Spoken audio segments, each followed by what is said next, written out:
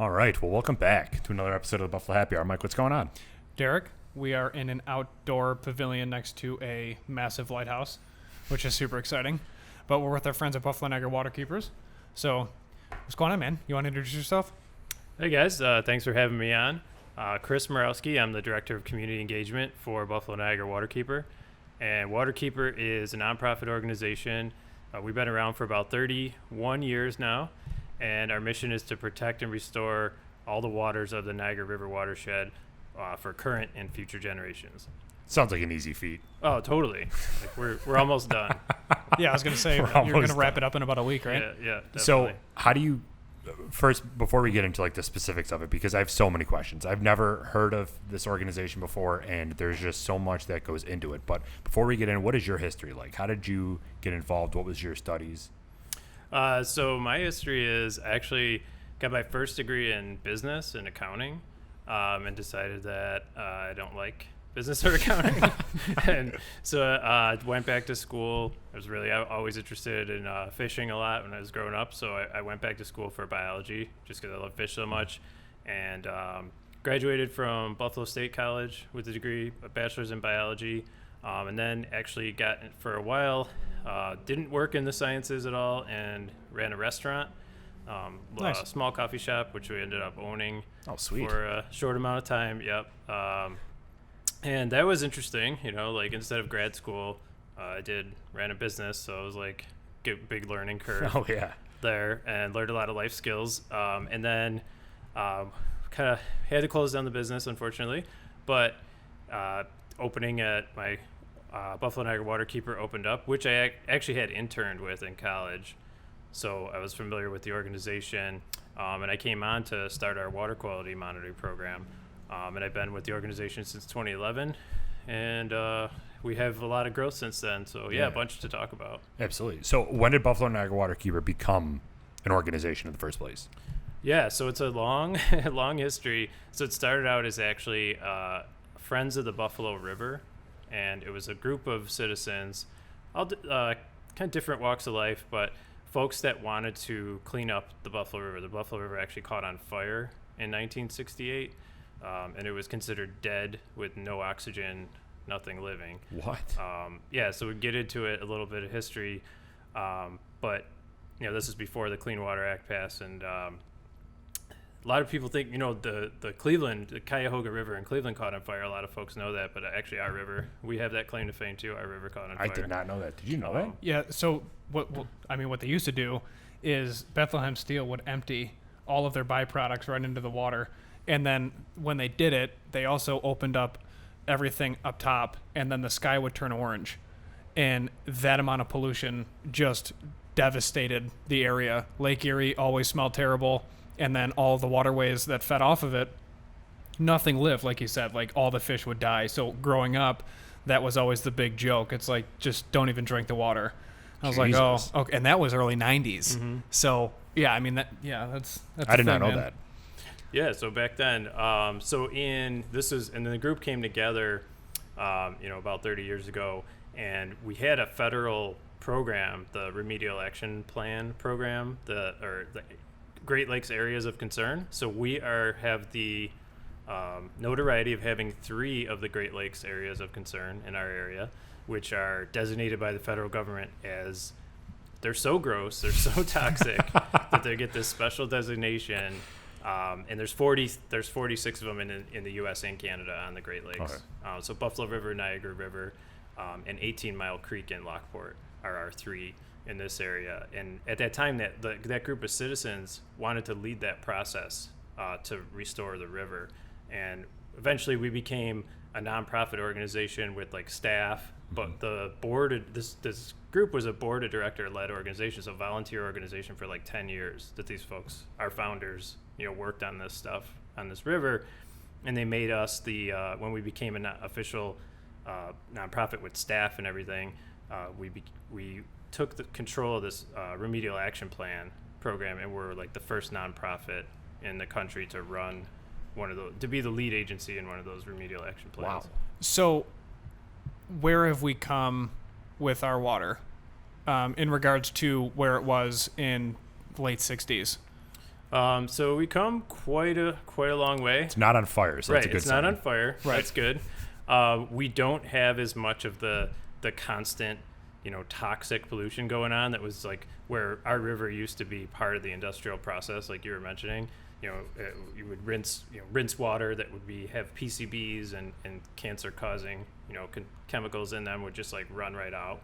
And so it was just part of the process. And the Clean Water Act in 1972 kind of started eliminating that. It took a long time for the enforcement to kick in and everything to be caught up.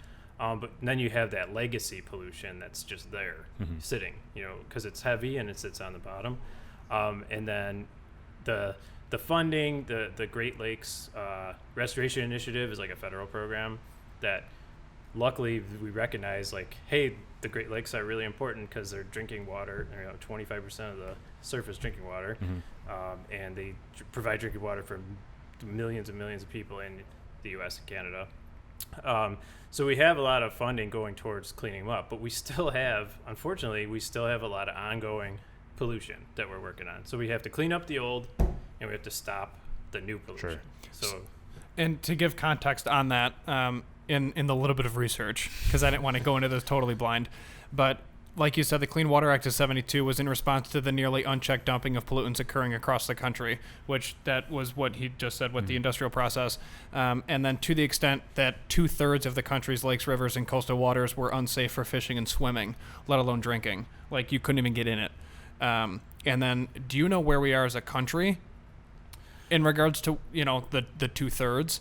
yeah, so I don't know exactly, compared to that. I know in the Great Lakes, we still have a lot of that toxic legacy in a lot of those hotspots throughout the country, especially in poorer communities and communities of color.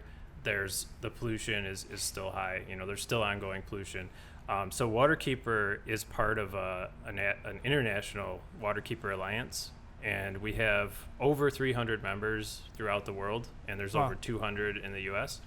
So there's for example, there's the San Francisco Bay Keeper, there's the Hudson River Keeper. There's river keepers or water keepers in different parts, and our partners, down south, they're fighting still pollution from the legacy of coal, like coal fields that are leaching into the water, big industrial farming that's leaching into the water. I hate to be depressing, so we did come a long way, but we still, I always make the point that we're not, there's still new ongoing pollution to waterways, that we have to work on. Yeah. So I guess from just living in the Buffalo area, we know about the Buffalo, the Water Authority. Right. So why is there, and I guess this kind of goes back to what you guys do, but why is there a need for a nonprofit to clean our water? What's the difference between what you guys do and what the Water Authority does? Sure. So when I explain nonprofits, because we have some educational programs, so kind of start explaining nonprofits to some of the students, is I feel like nonprofits exist to fill a gap where government and private business is not meeting the need of the community. So, there's nonprofits for every kind of service in the social sector. So for ours, the gap is like a watchdog to hold not only polluters like private businesses accountable, but also hold the government agencies that are supposed to be enforcing the laws accountable. So you need that kind of third party independent kind of watchdog. So that's the role that we play. Interesting. Yeah, That's fascinating. Yeah. Because I looked at this is insane, but I went down a rabbit hole, and the annual drinking water quality report for calendar year 2018, the city of Buffalo treated over 25.7 billion gallons of water, averaging over 70.4 million gallons a day for a population approximately 260,000 people, covering 46 square miles of piping network. So on the highest single day, the Water Authority treated over 82.1 million gallons of water for distribution. And then you guys show up and make sure that occurs? Well, with the drinking water, municipal drinking water, like you're talking about, they do have, regulations where they have to meet certain standards that the agencies, that's why they have that report, is to show that they're meeting the certain standards. Where we do most of our work, we have a good drinking water, system in Buffalo, We do have the biggest problem, I think, with some drinking water throughout the Great Lakes is the service lines, like after the plant, like the Sure. issue of lead pipes, and especially in poorer and communities of color, once again, where those problems always lie. As far as our work, we're usually working on stopping the water pollution before it even gets to the drinking water plant. So you're focusing on Pre-Love Canal. Right, on the water. Okay. Yeah, that's out in the environment Okay. before it's treated. And that in Buffalo's drinking water comes from the middle of the mouth of the Niagara River in Lake Erie. But, municipalities that are downstream, like here where we are in North Tonawanda, like they're downstream of Buffalo, right? So everybody lives downstream from somebody. So you have to protect the waters no matter where you are, because everybody lives downstream from you. Yeah. Wow. Wow. That's crazy to think about. Yeah. So what is the biggest problem with the water here? I mean, we talked about the pollutions and everything, but like from what constitutes our water, what's the biggest issue that we're seeing? So I think there's two. Like I said, the legacy pollution and then the ongoing pollution. And the ongoing pollution is mostly from like days like today where we had that rain, and now it's nice, fortunately. But the rain is hitting the land and running off and taking with it everything that's on the land, including pesticides, lawn fertilizer, oil from your cars that are dripping on the streets, household chemicals, anything like that. That's stormwater. We call it stormwater runoff. So some of that goes directly into the water, and depending on what communities. And communities in Niagara Falls and Buffalo have what we call combined sewage systems. So the water from your house, when you go to the bathroom, flush the toilet, it combines with the water from your driveway and your roof and businesses and streets, and it all gets treated in one place at the Buffalo Sewer Authority, or in Niagara Falls, the Niagara Falls Sewage Treatment Plant. Tends to be in older urban communities, that infrastructure, and it used to be fine to do that because when that system was built, there was still farms in Buffalo within the city limits. Like there was still forests like in the city limits. So there wasn't all this like impermeable surfaces like concrete and roofs and things. And now there is, so it actually overwhelms our system, and raw sewage, like human poop, we always say that in classes, and the kids crack up, but like your poop goes into the river, like when it rains over a certain amount in Buffalo and some of the suburbs, because it's just there. Yeah, it can't go anywhere else. It's the system can't handle the volume because like I said, it was built so long ago. It's over 100 years old, so it's just more roofs, more roads and parking lots. So the way to work on that is to one, you could increase your treatment plant, or you can decrease the volume of water going in. And so what they're trying to do, and the Buffalo Sewer Authority in Buffalo is the one that's in charge of treating our sewage, and they're working on reducing that amount of coming in and catching it in basins, in places where you can slowly release it into the system instead of it all rushing in at once. Yeah. So essentially creating dams. Yeah. So Okay. underground storage, and then there's this great thing called green infrastructure. So you don't need to have it in a pipe, like what's called gray infrastructure, the more traditional. You could have it go into a big garden, a big what we call a rain garden. So a garden that can hold the water. You could even, if it's a small enough structure, you could even have it run off into just a green area, but it needs to be, you can't just have a couple people do it. It needs to be kind of like citywide. Like it needs to be like large scale. Sure. To solve that problem. So these are like really big scale problems to solve. It's not an easy, because one thing you could do is separate the sewage and the street runoff, but you'd have to dig up the entire city, right? Can you imagine like digging up the entire city? So that's just not an option for Buffalo and a lot of older cities. So it's a slow, but there's a process. It's a long process, unfortunately, but funding is the issue. It's billions of dollars, like you said. Yeah. And it's just we have to fight for that funding of kind of like the Hunger Games, I call it, for like actually when we're writing grants and stuff too. It's like we're all trying to get the scraps of like funding Sure. to fund these like really important things, which is kind of an issue. So you were talking a little bit about the pollution that's already there. Mm-hmm. How do you get rid of like the actual like things that break down in the water and then go sit at the bottom of the river? Like, what is that process? Yeah, like the pesticides and like DDT. I was like, going how- like ships. Oh well, no, but like, yeah. So like, how do you? Yeah, is it all filters or? Well, so the way you mentioned like the carbon based, pollutants that are come from the fossil fuel industry, from oil, PCBs, polychlorinated biphenyls, PAHs. They're all molecules that are heavy and they're based around a carbon ring, so they sink to the bottom of the water and they're in the sediment. So in the Buffalo River's case, so that's a good thing because they're not like floating all around in the water column. We were able to test. This is like years and years of testing of like where the most chemicals are, and then we actually came in. We led this effort with a bunch of different partners, and came in and dredged the bottom of the river to remove the sediment. But it had to be done in like a really careful way, because you don't want to disturb more than you need to, and in some places it's not possible to get everything out, so those places are like capped, so that the key thing is to just get it out of the ecosystem, because small little organisms can ingest those pesticides, and then a bigger, say a macroinvertebrate like an insect eats a smaller microscopic thing, and that smaller fish comes and eats that, a bigger fish comes and eats that, and it just goes up the food chain, kind of like called bioaccumulation. So by the time it gets to where you're catching like a nice big salmon or a bass or something, it's got a lot of those PCBs in it.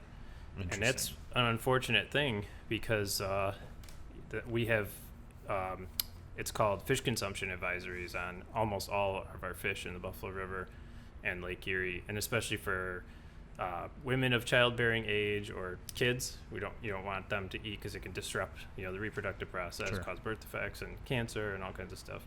So it's really I always think about it as like such a tragedy because it's like a loss of being able to just eat the fish, like you could Live off the land. Yeah, you could like catch the fish, and it's so much protein, it's like amazing. Our rivers are like some of the most productive fisheries, and people come out from all over to fish our river. So yeah, it's sad, but it's going to take, time, but that's a big thing, is getting it out of the ecosystem, like getting it out of the bottom of the river and stopping more from going in. So Gotcha. So do you remove like larger objects from the river, like broken down ships or something like when that? they were doing the Buffalo River, they were pulling up some odd things like cars and things like that were in there during the dredging, because the dredging is like it's like a big clamshell on a. Oh, right. It's on a crane and there's a barge, and the clamshell goes in, and it's it's very accurate. It's not just like the construction like you see digging out Yeah. in the field somewhere. It's very accurate, and then it's taking loading up the barge, and then the barge is carting out, so it's not in the river anymore, which is the key thing. So if you have hazardous waste inside the barge, what's the next step with the barge and all that material? Yeah, good question. That's the number one thing ask question that people ask. So it goes into what's called a confined disposal facility, so where it's capped off from the environment for perpetuity, pretty much. So you have to put it in somewhere that has like thick walls, and it has to be the thing with PCBs and chemicals like that. You could, if you dewater them, if you take the water out of them, it's like more costly. So they have to be kind of like kept in water and in sediment. So that's where we put them in a confined disposal facility, and then that'll get a cap on it when it's full, and it's away from the environment. Jesus. What was that big word you used? It started with a P, I think. Where it's like, did you mean like eternity? Oh, perpetuity, yeah. Is that like forever? Yeah, forever, yeah. Okay, got it. Nailed it. Yeah. I mean, as long as humans are there to maintain the disposal facility. Okay. Sounds good. Apocalypse comes, I don't know Yeah. what happens after that, but Yeah. Wow, that's wild. Okay. So you essentially are doing everything you can to like remove, I don't know, when the mob like killed somebody in the early 1900s. And you never know what's down there. Yeah, Right? yeah. And then from there, there's there's other aspects of life too. Like, we go in the woods and there's mosquitoes everywhere, so we spray ourselves. But spraying ourselves with DEET is essentially allowing that same process to occur, like you were saying, where a carcinogenic could essentially re-enter the ecosystem. So, like, what do? We just don't go in the woods? Yeah. Well, for me, like it's a mitigated risk with DEET. Like, I spray it on my clothes instead of right on my skin, and then I try to only use it when it's like really, really bad. So it's kind of like a mitigated risk. Yeah. Yeah. Sure. Unfortunately, yeah, because the mosquitoes could be just can ruin your entire experience. Oh, no doubt. Yeah. Like, and days. It's crazy because the mosquitoes are food for the bats. Mm-hmm. So it literally just, it's the same cycle. It's just not in water. Right. Yeah. Yeah. So we try to limit. We try to limit chemicals in the environment. In general. Yeah. So, like, what is a work week for you guys? Like, what is this? Like a 40, like a 9 to 5, or is this just whenever? Pretty much like a 9 to 5. Yeah. We have 23 staff, and we have a lot of different kind of backgrounds. We have folks that are in the more like planning side, so doing analysis of places that we need to restore, shorelines that we need to restore, and planning for the future of that. We have folks that are there he is, the groundhog. Oh. Love it. So there's a groundhog He's going to eat on the bushes. property that eats most of the landscaping. So everyone's trying to figure out what he doesn't want to eat, and then they're going to plant that. Yeah, so we planted a native plant garden here, and all native plants, and unfortunately the groundhog enjoys the flowering plants the most. So the most beautiful plants he or she eats, and then we're trying to figure out what it doesn't like. So he's creeping around here. That's amazing. But we were talking about before the groundhog came out. Just like how you. The work week and the different folks that I work with. So we have environmental planners, we have biologists, we have environmental educators. We do a lot of educational programs because that's a big part of our mission too. Is just getting people educated on the problems, and then getting like the political will to have these big problems solved. So it takes a lot of like grassroots education. And then we have an environmental lawyer that I think one of you guys went to school with, Margot. Yes. Yep, she's our environmental lawyer. Cool. So we have lawyers, and we don't often litigate, but we have before. But a lot of different folks, and so we're all working remotely right now during COVID, unfortunately. But it's working, and we're able to do a lot of our work. We're still doing field work, like we do restoration projects with volunteers. We do shoreline cleanups with volunteers. We couldn't do that this year, so this year is like a weird, definitely like an anomaly for us, just like everybody else. But we still have motivated volunteers out there doing cleanups on their own, which we kind of pulled off this year as like an alternative, because back when we were supposed to have our big shoreline cleanup, which is 2,000 volunteers all coming together at over 50 sites. And then we have a big party after. We had to cancel that. And then we didn't know. We're like, because, when all the regulations were coming out and changing, we didn't even think like maybe we couldn't even do anything with like 5 people at that point. So we just had everybody doing things on their own. And then we kind of slowly transitioned. Now we're doing like small groups. We're doing a tree planting and maintenance event this weekend in Niagara Falls. So we're having like a couple smaller groups broken up at different sites, so we can still figure out how to do it. So the whole topic of cleaning the Buffalo water is, to me, that's just like, if you told me, Derek, you have to do this, it's like, what is even the next step? Because it's a huge deadline that I'm never going to meet. So what are your deadlines? Do you focus on certain areas to clean first, or like, what are those intermittent deadlines that help you reach that goal? Yeah, that's a good question because it's so overwhelming. Absolutely. Without breaking it up. So we have strategic initiatives that we're working on. And the Buffalo River was for a long time pretty much like made our organization. So we're looking for like long-term. The step for Buffalo River is like figure out how to get long-term funding to maintain the habitat restoration that we did and after we did the cleanup. Because I don't think I even touched on it yet, but after we did the dredging, now we started to restore. So all the shores of the Buffalo River, because there was so much industry, they're all like hardened, either like concrete walls or metal walls, which are not great for wildlife because they can't get down to the water. Just like if you were to go down to the water, you would appreciate a more gentle slope to get down to the water. So the wildlife likes that too. And where the land meets the water is like the most productive part of the ecosystem. So where we could, because there's different landowners and different interests along the river, where we could, we restored with partners. The DEC worked on a lot of it. Erie County worked on a lot of it. The Army Corps of Engineers and the EPA and us. And we planted native plants and kind of broke down some of those like sharp walls and made them more gradual slopes.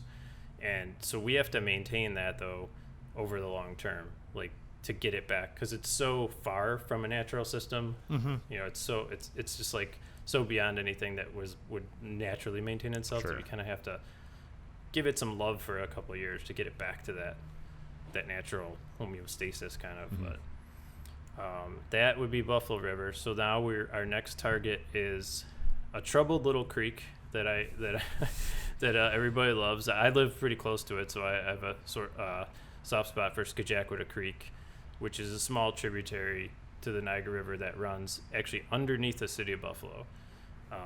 And a lot of people don't know that it's actually buried from the Cheektowaga line, the city line, the Buffalo Cheektowaga line, all the way until Forest Lawn Cemetery. Really? Wow. Yeah. So for 3.5 miles under the east side of Buffalo, there's a creek that's on a big tunnel about 30 feet wide under the ground, and it was buried back in the 1920s because it was so polluted. They thought the solution to it would be like covering it over instead of like solving the pollution problems. And it was really, really bad with the sewage overflows. And then also the residents of the east side actually lost a waterfront. You know, they lost a waterway going through their community, which, you know, I grew up playing along waterways, fishing, and that's like a big loss for all the folks that live in there, unfortunately. So we're working, and then when it comes out, you know, it's the Delaware Park and Hoyt Lake, and then it flows to the Black Rock Canal. But it's very polluted as well because there's a lot of industry, like in the Black Rock Riverside area. Oh yeah. And then upstream, there was like pollution from sewage from the suburbs that comes all the way through. So there's a lot. So we're focusing on Skajackwada Creek as a next big strategic initiative. And we just had our Skajackwada September, which is a fundraiser focused around Skajackwada Creek for the month of September, which is our first annual one. And I think we had a good success. Nice. Yeah. Very nice. So on current events, Fredonia was in the news for dirty water. Were you guys a part of cleaning water in Fredonia at all? So no, we actually focus on the Niagara River watershed pretty much. We also do advocate in a larger picture for the Great Lakes. Okay. But we in order to have that focus, like we're like, because it's too big of a goal, Yeah. you know, Yeah. for our organization. But there is a Chautauqua Lake organization that just became part of our Waterkeeper Alliance. Oh, cool. So there is folks down there. And then we have folks that work on the Genesee River in Rochester, Genesee River Watch. So Okay. everybody that's kind of way it is. It's like the Waterkeeper model, like you take a river and you focus on that. Okay. Yeah. But yeah, there's problems all over. Yeah. But No doubt. People Yeah. litter. Yeah. In Great Lakes, like because a lot of our politics in New York are so based, you know, in New York City and Albany, and it's very different. And it's not Great Lakes oriented a lot as much as we would like. So we like to remind everybody, like New York is a Great Lakes state. We have two Great Lakes. We have, you know, a huge amount of shoreline of especially Lake Ontario and St. Lawrence River. And then we have, you know, Lake Erie. So we need more. New York has to have a higher voice in like Great Lakes politics. Sure. Now, on that, for the St. Lawrence River, it's the river, correct? Yeah. Okay. So there was a lot of debate near Greece, New York, and around like Wilson with moving water that involved the St. Lawrence River, and then it flooded, and the current governor didn't sign off on it, and then on a national level, the current president didn't have any representation with Canada in regards to what would happen if this ended up becoming a thing, Right. and then Canada ended up approving it without any U.S. representation, and then no help from the state of New York, and then in which case Greece ended up flooding, Wilson, New York flooded, and then it was all under the idea that if they moved the water, I think from Lake Ontario, and then kind of flooded like a basin, it would get things back to how it was in the 20s when things were better. But they didn't account for the amount of development that occurred since then, and then they flooded people's front yards. So were you guys a part of like cleaning that up, or having a voice of like, hey, you probably should or should not do that, or like where did that all come into play? So what you're talking about is a super complex issue. Yes. And you're talking about the IJC, the International Joint Commission, because our Great Lakes and certainly it's the river are borders. We work with Canada. And I think there's so many commissioners appointed from the U.S. and so much for Canada. So with that year, and we've had the Army Corps of Engineers is the agency that's controlling, the water, controlling the water levels and the planning that goes into the, what water levels in Lake Ontario and St. Lawrence. And there's a bunch of hydro projects in St. Lawrence River. And we've sat through presentations kind of explaining the calculations that were made of how, you can't flood too much because, Ottawa, Canada, would be underwater, and we can't flood too little because, like you said, Wilson, and that year, there was a crazy amount of precipitation that year. Yes. I believe it was 2017. I know that because I paddled in Youngstown, I paddled up straight into the parking lot from the boat ramp, where usually like you're down 5 feet, and it's a horrible thing, and it's not going to get any better with climate change, with the amount of frequent rainstorms and like unpredictable weather. That as far as I know, with the science, was strong on that plan, that the variable was the precipitation. And it's happening actually on the upper Great Lakes as well, in Lake Erie, which isn't controlled by dams and downstream. So yeah, it's a super complex issue. But we weren't really involved in that, just because, like I said, we focus on our Niagara River watershed. Yeah, and it's definitely like a super complicated issue. Very, very passionate folks on all sides of that issue, and we've talked to a lot of folks, but.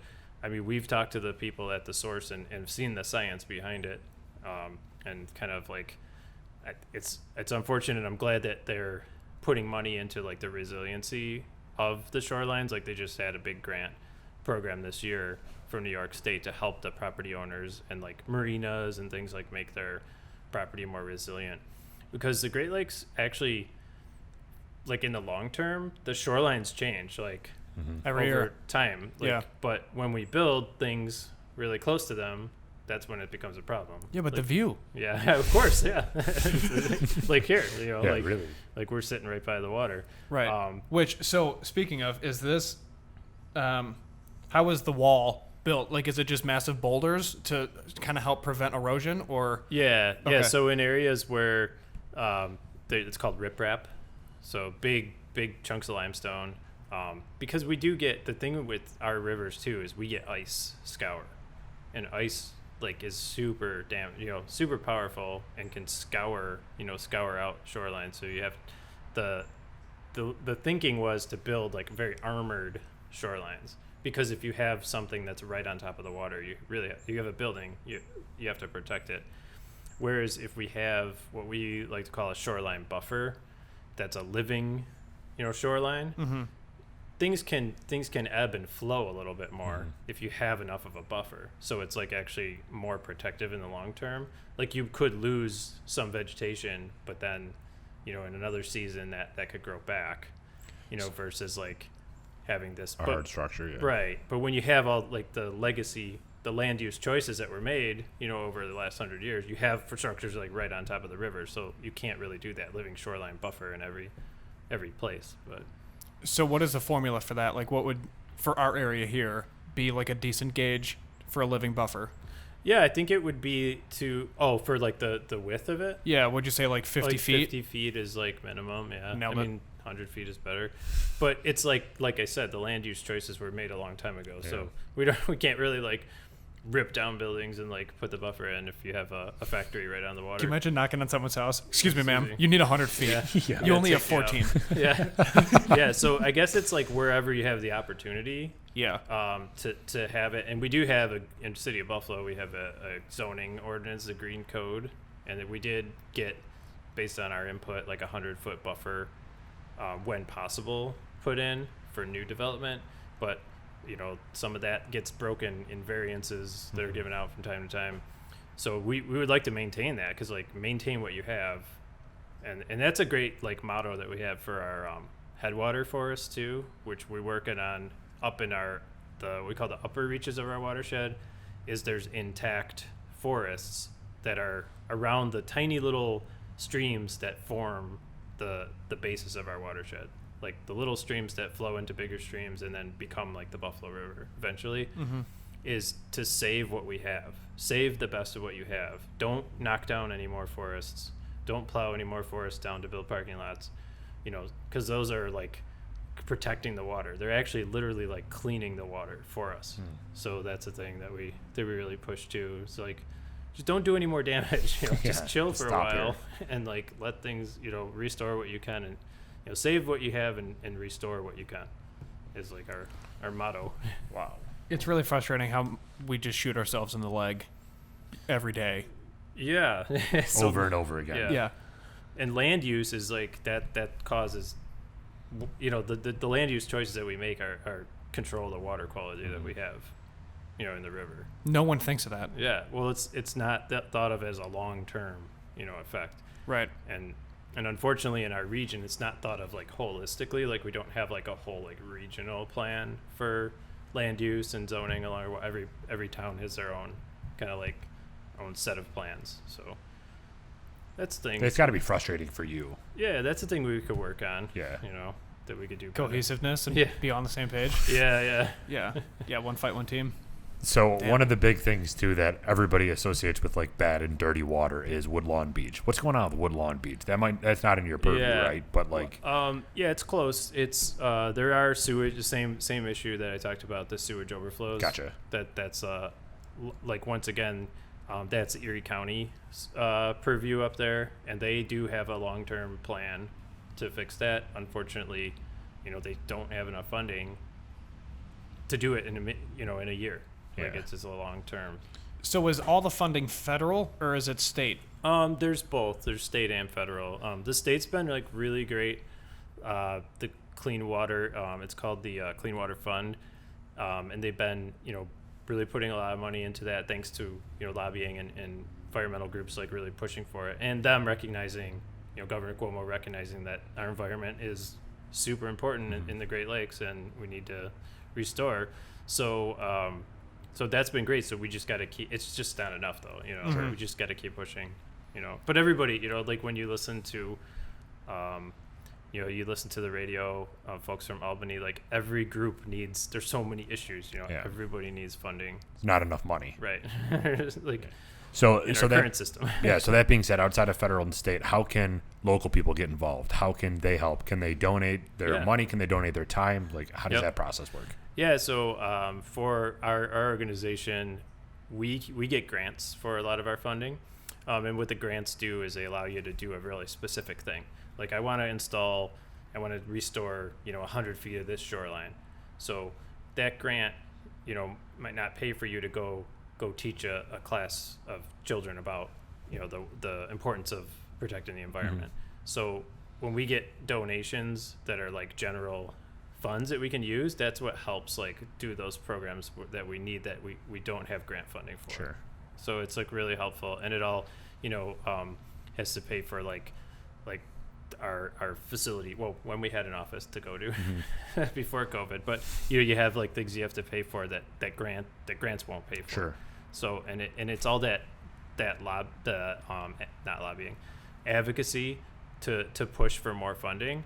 Like grantors don't fund that. So we rely on folks to, provide general donations and support the work that's, supporting them. This is supporting everybody's clean water. Yeah, I mean, it's got to keep the lights on. Yeah. That's crazy. So for, like, outside of 2020, because this year is a total disaster, but in normal times, like where, if somebody wants to send their kid to one of your classes or reach out and find you guys, like where are the main places to reach out and then get that information? Yep, on our website, and there's a bnwaterkeeper.org, and there's a tab that says Get Involved, and then there's all the different volunteer opportunities right there. And sometimes they're like flashing on the home screen if there's something coming up. And you also can just sign up for our email list that's right on there, and then you can go follow us on Facebook, Twitter, Instagram, and then that's actually like the quickest way to like get information is the email, and then the social media, because we always push out what we're doing. And what are your handles too on the social? It's at BN Waterkeeper for everything. Okay. Yeah, pretty simple. And we have like over 10,000 followers. So Nice. Bam. it's always increasing. Love it. Yeah. So for our listeners too, just so everybody knows, we put out these sweatshirts for us to sell, and they're our logo on a very, very comfortable sweatshirt, if I do say so myself. Yeah. And a portion of the proceeds are going to Buffalo Niagara Waterkeeper, and that's why we wanted to sit down and understand and have all our listeners who've bought sweatshirts understand your mission statement, and also have you have an opportunity to tell everybody kind of what you're doing here. So thank you very much for everything that you do. And a portion of these sweatshirts are going directly to you guys, so thank you. Man, that is so great. We appreciate you guys doing that too. And those sweatshirts do look really sharp. I'm definitely getting one. No problem. Yeah, Yeah. because it's getting cold. So It is. Sure is. You're all bundled up, man. Yeah, well, I was moving boats around before this, so I was getting all wet. Oh, well, yeah, that's fair. Yeah. Well, good deal. Yeah. Cool. Is there anything else that you'd like to add?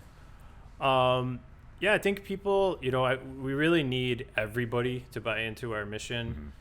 So like people should get involved,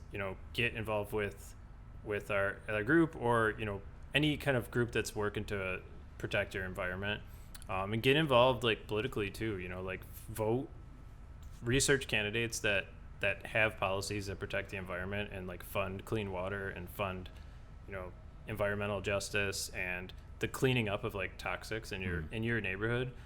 Just research those candidates, vote for those candidates. If you can, give to environmental orgs, or if not, you could volunteer with us and give your time, and that helps too, because that provides like what we call in-kind labor. Sure. So we can use that as like match towards our grants from the hours of people volunteering with us. So Sure. yeah. Cool. And then if someone's super busy, you can also use that same initiative and just pick up a piece of trash when you walk down the road and just be a decent human being. Yeah, definitely. Just don't throw garbage on the ground. Right. It's like the easiest thing to do. Yeah. Yeah. That's funny. That's exactly what Positive Approach, who we got these sweatshirts, is looking to do in the future. Is just organize a group of people to go to neighborhoods and just clean up. Oh, that's because great. it's something that people have the ability to do. It doesn't cost any time to do it, and it's just so primitive to go and pick up a piece of trash on the ground that shouldn't be there in the first place. Yeah, definitely. And like what we say is we love doing cleanups, and we appreciate everybody doing the cleanups, and everybody knows that does the cleanups is that the cleanups are actually like a Band-Aid for the larger problem of stopping the stuff from getting there in the first place. So we're working on longer term like legislation and things that can prevent. There's things common sense things that we can do, like just like we have the plastic bag ban that we're very supportive of and helped advocate for, like just stopping those things there from being there in the first place. Sure. By using better products, encouraging more recycling, like we can increase the deposit on like Gatorade and iced tea and all that stuff. And that's a good point. yeah, like, and stop that stuff from even being there, because if it's got a deposit on it, it's more likely to be brought back. Being proactive instead of reactive. Yeah, so at the same time, because when a kid does a cleanup, the parents tell us they go around and they're always picking up litter after that, like on their own. So they get that in. So it's a great experience, for them to come and do that. Mm-hmm. So, Wow. yeah. Well, Do we good. get I'm it glad you out? guys do that. Do we get an hour already of this conversation? Wow. We're at 45 minutes. Oh so my God. Oh, okay. Yeah, it was nice. But thank you very much. I mean, everything that you've talked about is news to me. I mean, for the most part. Obviously, I'm not going to litter, but like everything else behind the water cleanup itself was news to me, and I think it's valuable content for everybody. So thank you very much for coming to sit down with us, and we really appreciate it. Yeah, no doubt. Thank you. All right. Thank you guys so Cool. much for having us. Absolutely. We'll Cool. see you soon.